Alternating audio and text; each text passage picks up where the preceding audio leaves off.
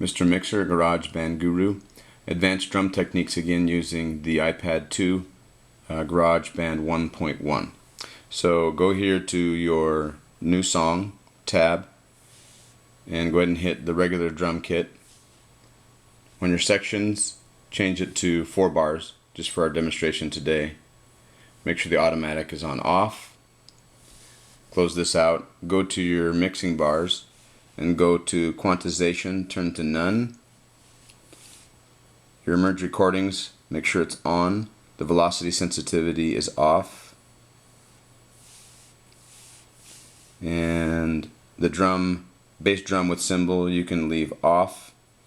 Now go out of that and go to the wrench. Your metronome, you can leave on, the count in on. Change the sound to hi-hat. The tempo, bring down to 160. I'm sorry, 60. 601 per minute. And then time signature 4/4 is fine. The key doesn't matter, and everything else doesn't matter. So we're going to start recording here just using the bass, but eventually we're going to have a nice drum solo. But just 4 bars, just for demonstration. So let's record the bass first. That is the bass tom. Using a 2-finger technique. If I bring my fingers together, it's slower. If I spread my fingers apart, it's faster. So this is just going along with our 60 beats per minute. When it gets to the end, let up. So now we'll stop that. We like it so we don't have to undo. So you can use the undo if you don't care for what you've done. If you've accidentally erased something, then hold the undo a little bit longer and it changes to redo. So if you accidentally do delete part of your drum solo, because we're going to go over and over again on this merge recordings, then you can go ahead and redo it by hitting the redo. Once again, you have to hold down the undo for a second or two longer and you'll see the redo. So there's our bass. Now we're going to add to the bass another tom here, our floor tom. So we're going to do 2 beats after each one of the bass here. Let's see how it sounds.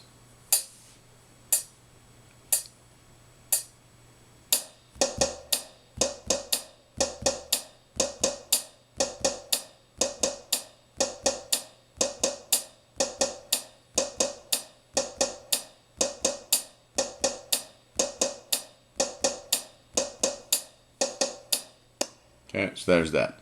Now we're going to do a little roll using these top toms and a snare. So like something like that. So it's going to be the bass, then we're going to have 2 floor toms, and then a little roll like that. Here we go.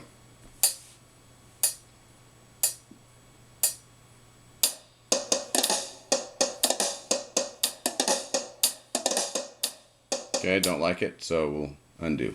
Next, do it again.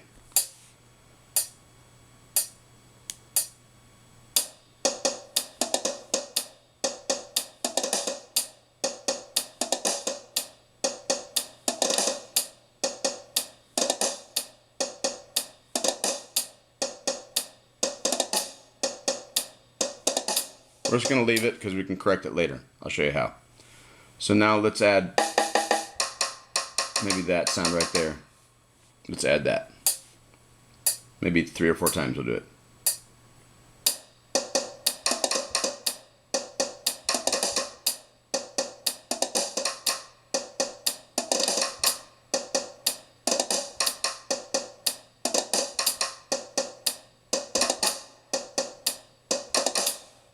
Okay, sounds terrible, but we can now adjust everything with the quantization. So you don't have to be very talented at drums to be able to have this sound good. The first thing we'll do is play it, and it'll go over and over again. Might just turn the merge recordings off for now. Now we're going to play it and up the pace or the tempo of the drum solo, and then we're going to put in quantization until we like it. So here we go. So bump up your pace or your tempo.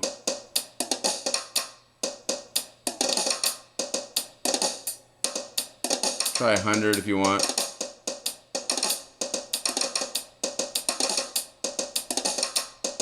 Let's go 110.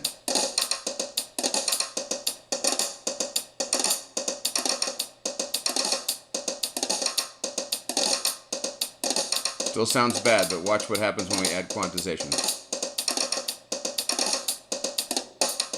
Let's do 1/16.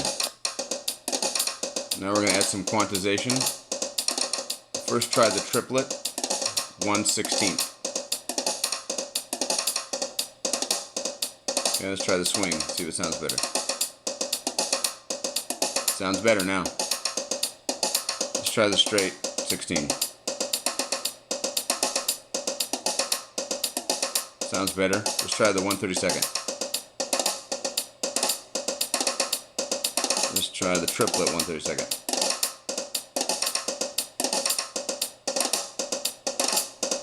Let's try the swing, heavy.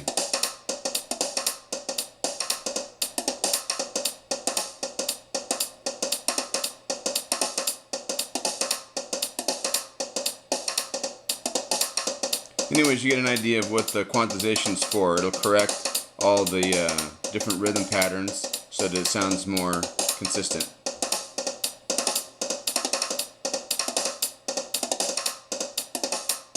And you can mess around with drum solos here and using these different patterns.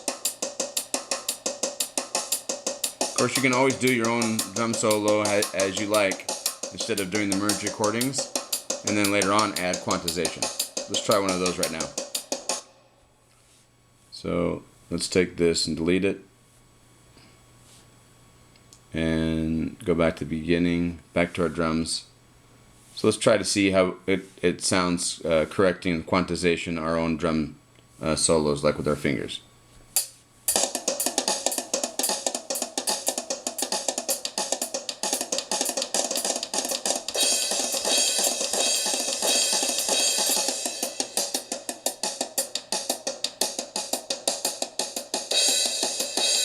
So let's increase the tempo.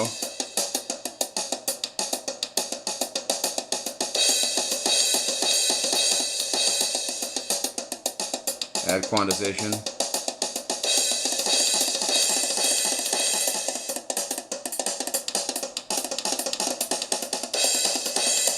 Sounds really good.